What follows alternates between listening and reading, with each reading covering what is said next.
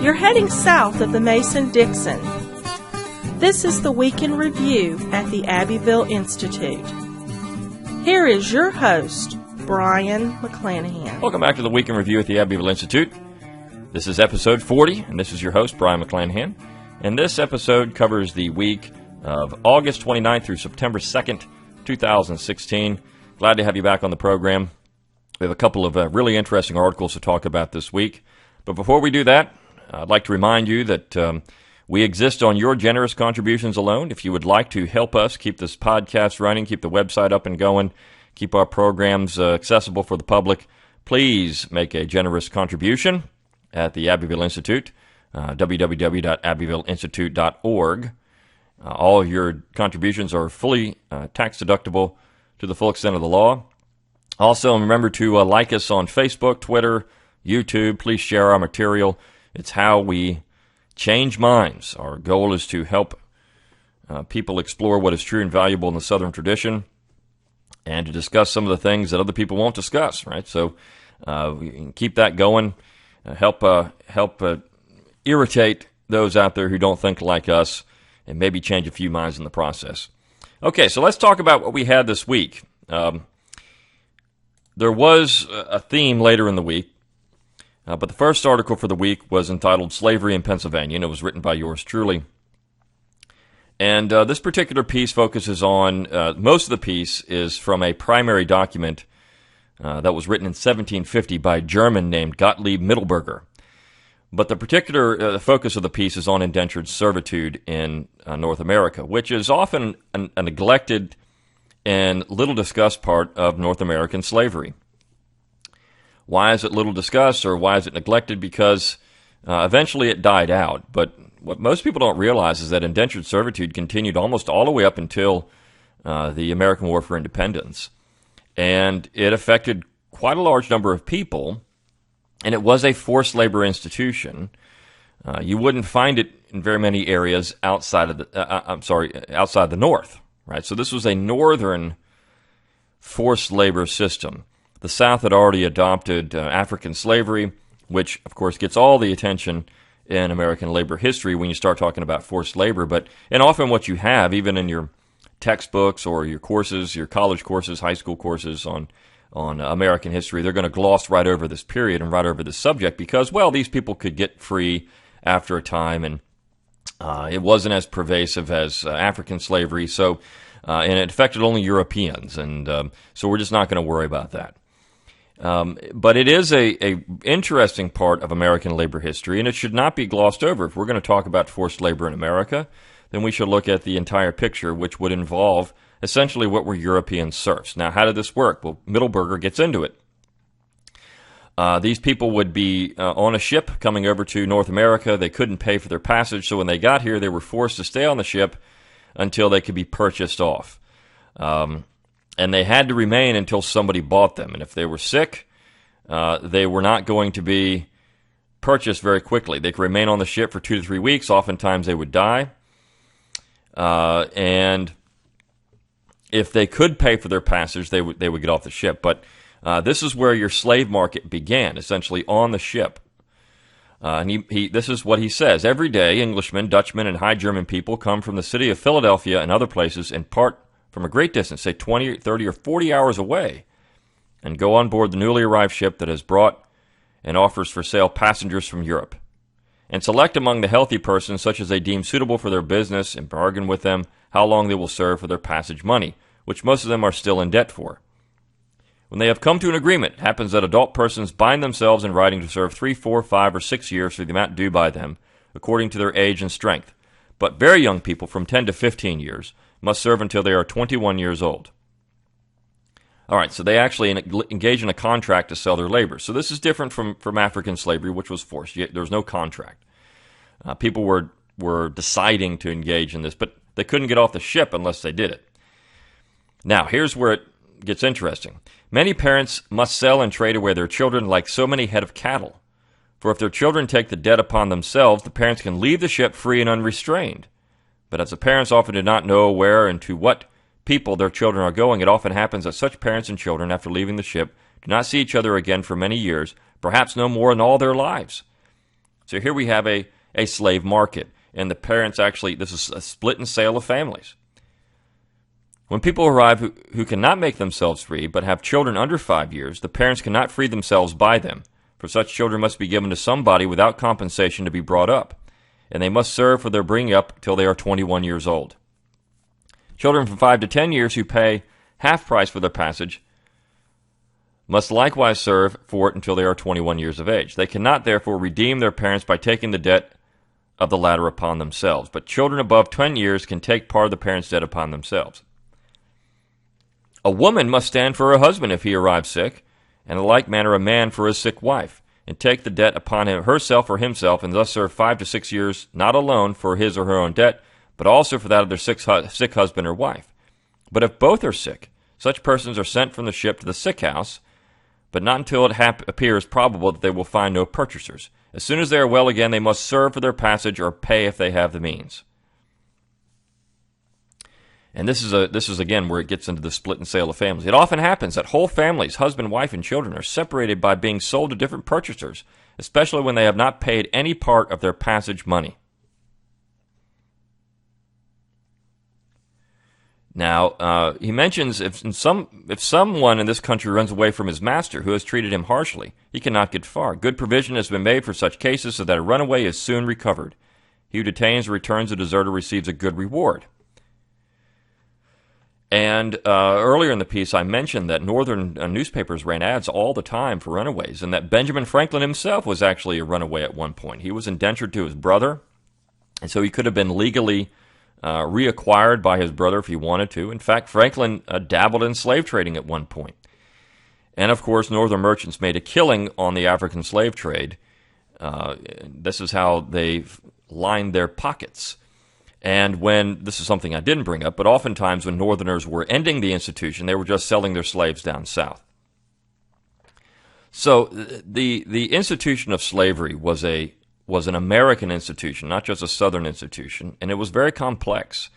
And when you look at not just the forced labor itself, but the trade of slaves, and even Northerners. And this is when I made a presentation on this topic at our Charleston conference in February. Northerners were making quite a lot of money, Northern Puritans, on Caribbean slave plantations. They may not have had slaves here in North America itself, but you had a large number of Northerners who were making high profits on plantations in the Caribbean. And so there's a tremendous amount of hypocrisy coming from the North in this period of time. They also treated Indians very harshly and used them as slaves. So the institution of slavery was pervasive in the entire North American colonies, not just the South. And unfortunately, oftentimes what you get is a picture of slavery that only focuses on the South. So if we actually are going to be honest about the institution, if we look at Indian slavery, if we look at indentured servitude, if we look at African slavery, this was an American institution, not a Southern institution, which is why I wrote this particular piece, because in that way, when the complexity comes out, the focus can move away from the South and on all of America, and which would change, I think, perspectives about Southern history. All right. Tuesday, we had a very interesting article, particularly from a historical perspective. This one didn't get a whole lot of traffic in terms of people sharing it around or liking it, but it's a really interesting piece, and the title is Who Won the Webster-Hayne Debate of 1830? This is one of those pivotal debates in American history where you have Daniel Webster of Massachusetts and Robert Hayne of South Carolina debating in the Senate about the issue of nullification. And if you read the textbooks on the issue, well then Webster mopped up, right? He cleaned Hayne's clock. He made this great speech where everyone says, oh yes, resounding, clap, clap, clap, resounding. Daniel Webster won the debate, and he was the better orator, the better statesman. And so this piece is by Scott Trask, who was one of Clyde Wilson's students at South Carolina, and he wrote this as a paper for Dr. Wilson back in 1992, and never been published. Basically, what he shows in this paper is that that's not necessarily accurate. Historians have said, well, based on their own perception, because of the flowery language that Webster used, because of the oratory skills that he had, that Webster won the debate. But when you read the contemporary accounts, it wasn't so certain. In fact, many contemporary accounts point to Hayne winning the debate, that he was on better legal and constitutional footing than Daniel Webster. Daniel Webster made some very flowery statements. I mean, these grand statements about unionism and Americanism and these type of things. Of course, his very famous phrase, "Union and liberty, now and forever, one inseparable," created this spirit of nationalism. But even though that phrase has been used over and over again, it wasn't so certain that Webster won the debate at the time. Now, some people thought he did, but as Dr. Trask brings up, that's not necessarily true. Many newspaper accounts had Hayne winning the debate, and Webster the loser. It depends on which section of the country you're looking at, too. The northern press, or what you would say the eastern press, tended to support Webster. And as Trask points out, historians have generally attributed the National Republican reaction cited above as being common to the nation as a whole, with the exception of South Carolina and other deep South states. He says, though, yet the reaction to the debate among those of all sections of the country who were generally supportive of the Jackson administration was overwhelmingly favorable toward Benton and Hayne and antagonistic toward Webster. So Thomas Hart Benton was another participant in this debate. And of course, John C. Calhoun would later debate Daniel Webster, and in many ways cleaned his clock on this particular issue. So, and it wasn't just in the South that you had people saying that Hayne won. Hayne received support also from the New Hampshire Patriot, New Hampshire. This paper published a letter from a citizen of the state who had witnessed the debate. He praised Benton's splendid display of eloquence and Hayne's successful rebuttal of Webster's tirade against the South. Quote, that's a quote. He claimed that Hayne provided an immense service to the Republican cause, and he hoped that both Benton and Hayne's orations would be published in all our Republican papers to gladden the hearts of our northern democracy.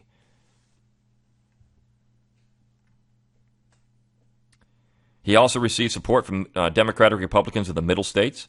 This is one thing that I think needs to be pointed out. People don't realize about newspapers in the 19th century. They were openly partisan. There was no objectivity. A newspaper was owned by an individual, and that individual proudly displayed who they were. And the editorials and the letters that would come into that paper, even the news articles, would slant towards their perspective. They didn't make any claims about being, fair and balanced like we have in news today. And this was actually preferable. It'd be better if our news sources would just say, look, I'm a Hillary Clinton supporter, and this is my slant. Or I'm a Republican supporter, a Democrat supporter, and here's my slant.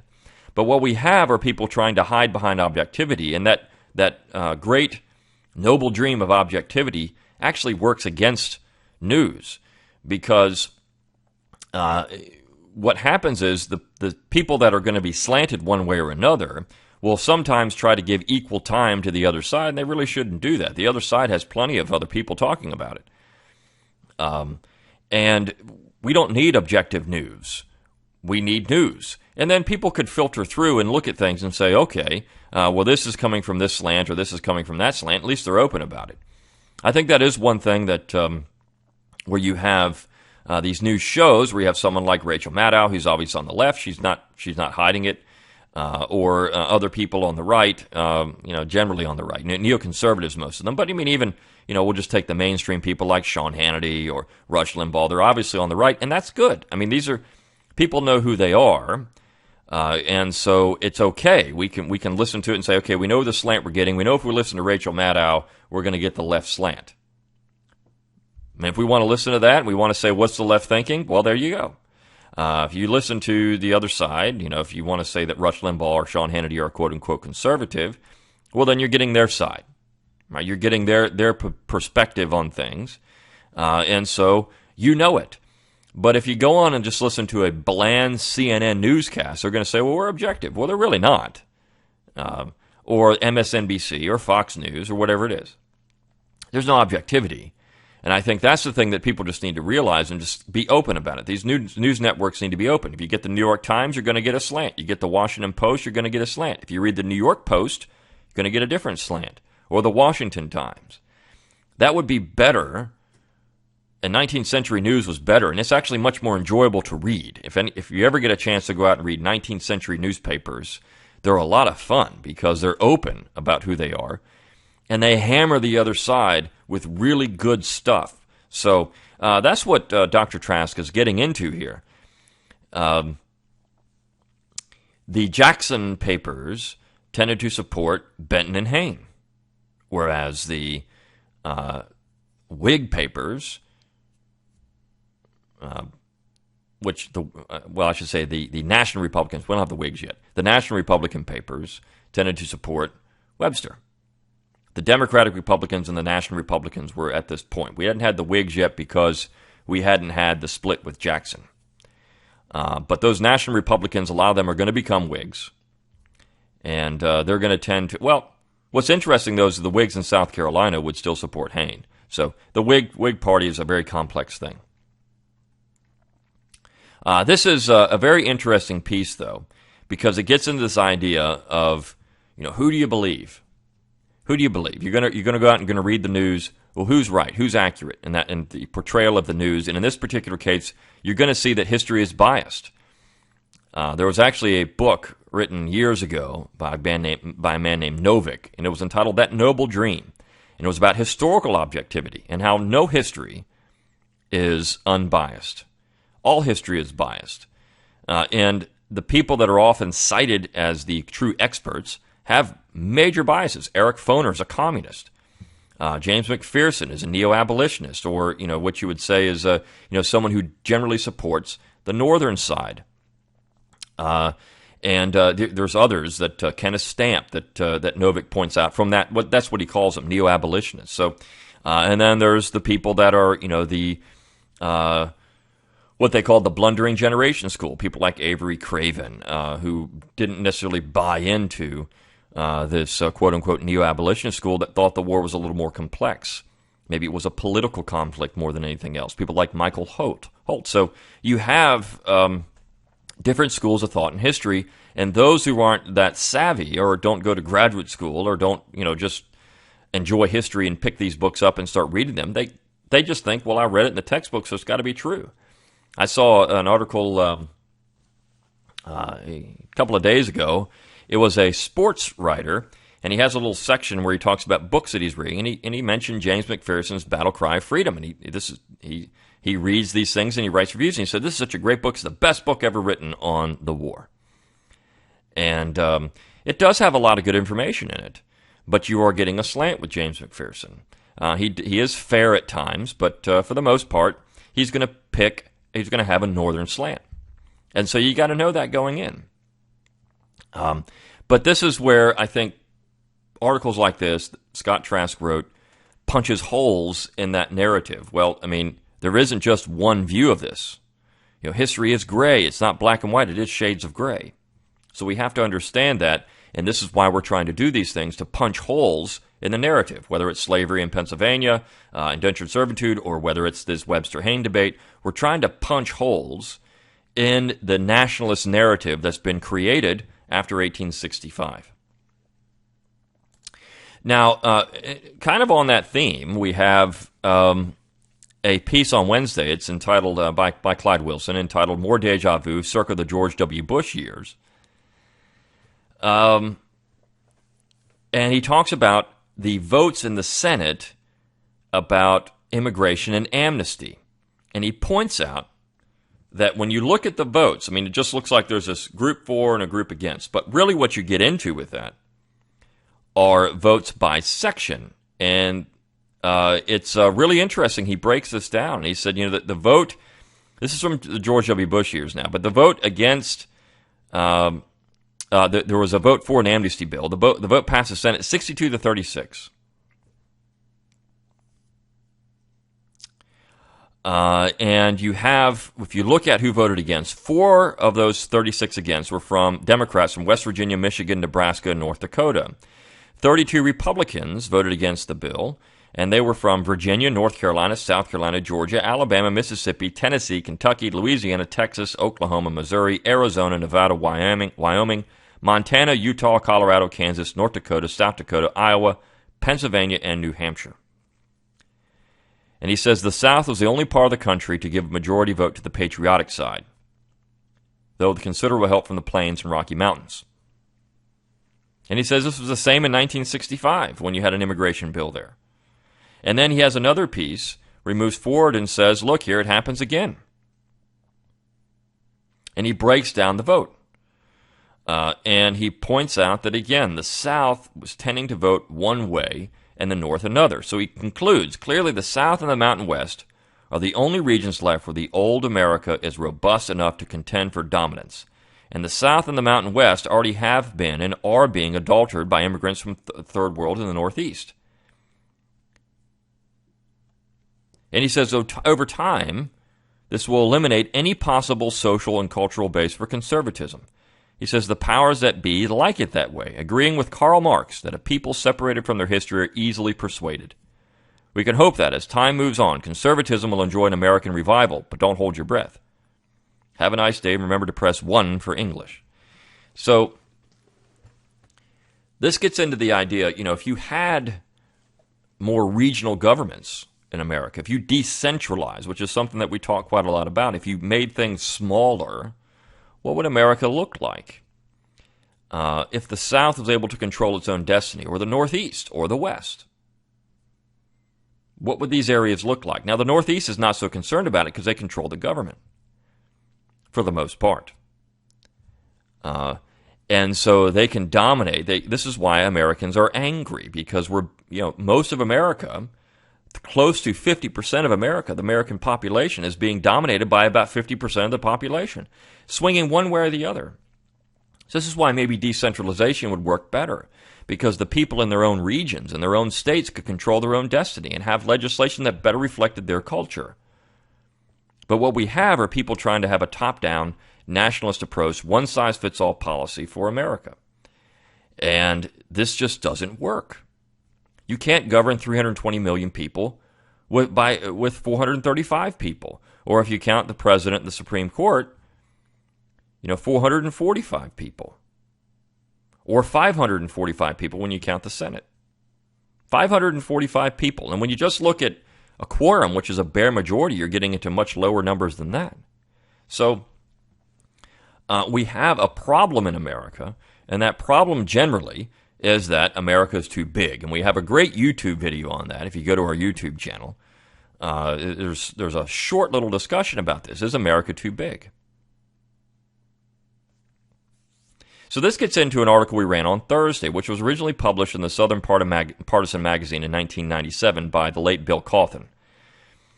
And he brings up that what would the South look like? The question is, what would the South look like if it was an independent nation today? If the Southern people, which he generally considers to be a nation, had their own government.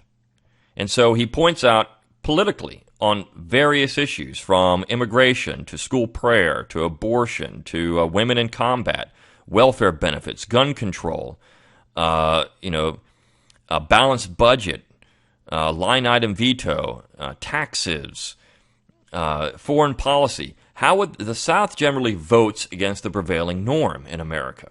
And so if the South was independent, it would be able to control its own destiny in these particular areas. And when people say, well, this is just far-fetched, it can't happen, he looks at population. The Census South would be one of the largest countries in the world. The Congressional Quarterly South would be just a little bit smaller than Mexico. And 11 States South would be just a little bit smaller than Germany. So it would be about the 12th or 13th largest country in the world. So could it work? I mean, if we think that a country that's small, when we have smaller countries in it, France would be smaller than the South, but yet it's a country, it works. The United Kingdom is smaller than the 11 States South, and yet it works. We don't have to have these mega states to have a country that works. In fact, you can make a case that smaller countries work better. And when you look at economic output, if you look at the Census South, or even if you go smaller, the 11-state South, and he talks about the Census South, which would include places like Oklahoma. The Census South would have the third largest economy in the world. The third largest economy in the world. That's pretty amazing. Now, this is from 1997, so some things have changed a little bit, but not much. The third largest economy in the world. So could that South exist? Well, absolutely. It wouldn't be destitute, and you look at the shifting structure of American economy, and a lot of people are coming to the South because they like Southern laws in terms of labor and taxes and these type of things. So you would have a lot of interest in setting up shop in the South, whereas the North would lose some of that. So this is a really interesting piece because it breaks down all the different areas that an independent South would be better suited to the Southern people themselves. And Southerners, I mean, we're looking at Donald Trump phenomenon right now. Donald Trump has a lot of support in the South. And Southerners don't believe they're really represented that much. And they're not. This is why Trump is getting such large numbers, record numbers of support.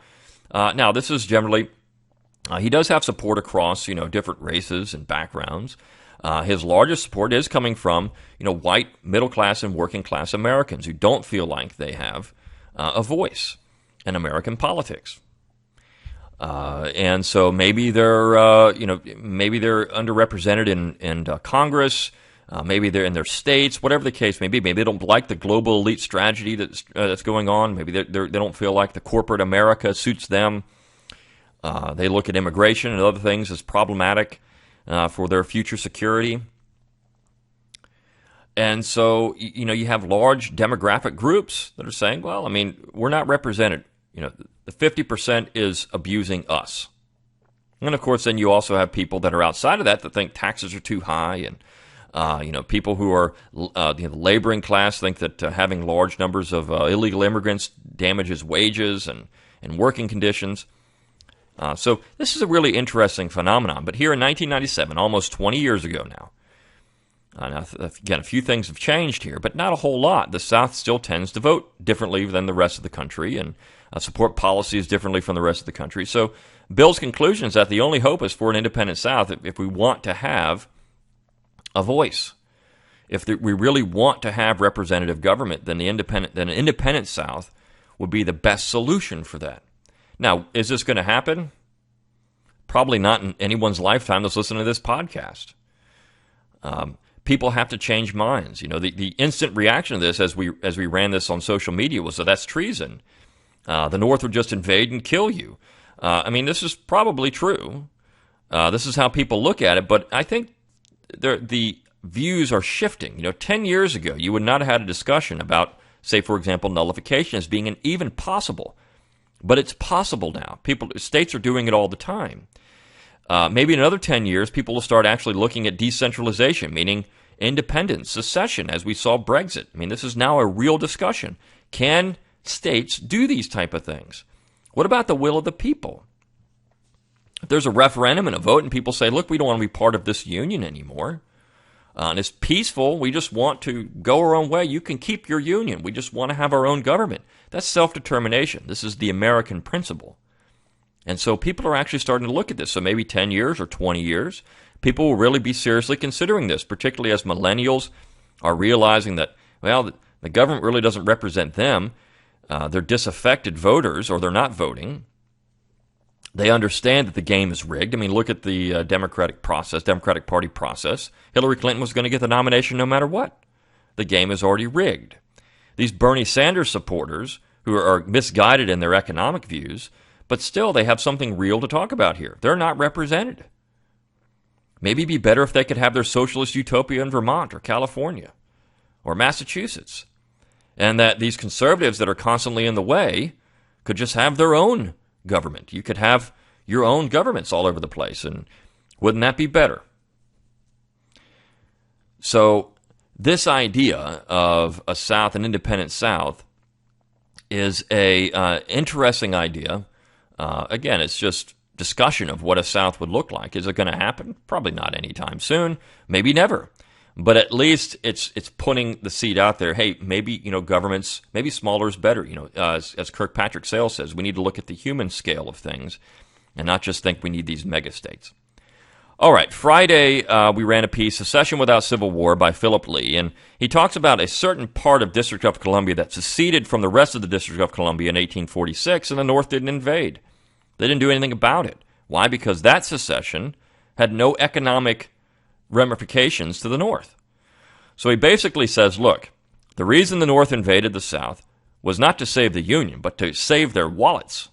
And they really didn't care about slavery at all at that point. I mean, there were abolitionists out there, but he's pointing out that the Union cause was for the Union and for their wallets, not to end slavery. He's not saying the South that slavery wasn't important, that Southerners didn't view the institution as essential to their livelihood to protect slavery. He does say that that was part of it, but it wasn't everything. Southerners were interested in a different type of economy, and a low tariff economy, a Jeffersonian economy. So this is a complex issue. Again, it's not sufficient to say when you say, well, the Civil War was about slavery.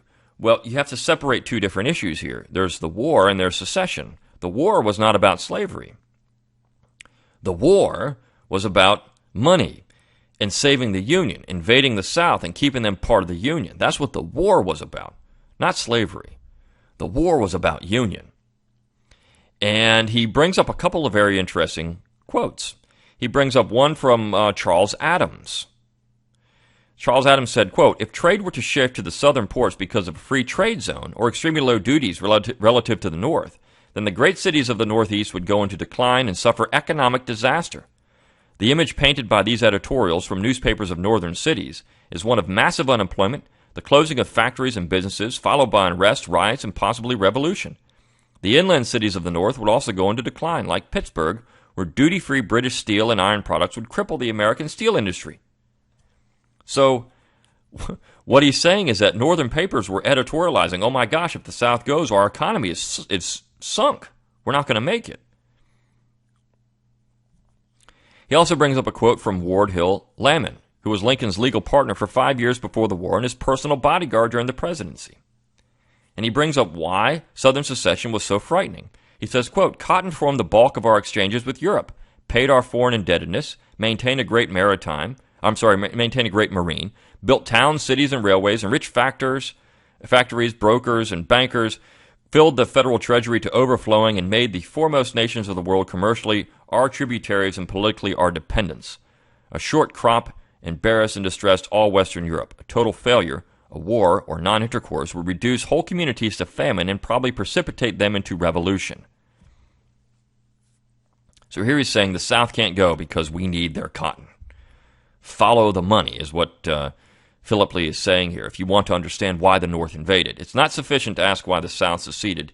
You can look at this as well. The South was being taxed. The South was felt like thought they were a section that could never have any political control of the Union anymore, and so they wanted out to have independence. It's not sufficient to say why the South seceded, but more why the North invaded.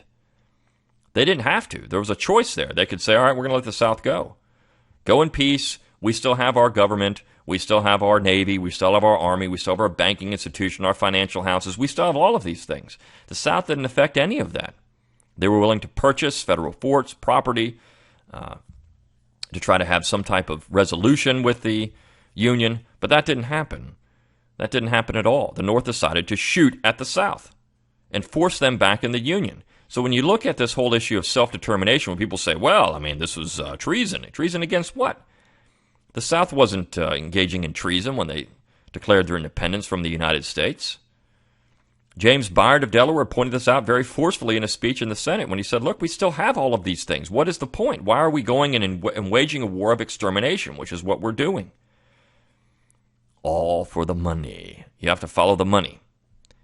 And so this is why this particular piece is great, and it gets back into this Northern hypocrisy. Northern view of the war is that, well, it's all about slavery. Slavery was only a Southern institution. Webster won the debate. This is the Northern view of the entire conflict, and so what we're trying to do is provide complexity. And then what would, if we were looking at these philosophical, intellectual exercises, what would an independent South look like? How would that change American politics? What would the South be able to do independently? So if we have these smaller states, decentralization, maybe even an 11-state confederacy, Southern Confederacy is too big. You might need a state like Alabama being its own state or own country, or Mississippi. South Carolina, there's 4 million people in Alabama. That's the size of the entire United States in 1790. So could it succeed on its own? Sure. But we don't think about these things because we think that the United States has to be a certain size from this border to that border and have this many people. But if you really think about it logically, well, it doesn't necessarily have to be that way. It doesn't have to be that way. So I hope you enjoyed this podcast. Until next time, good day.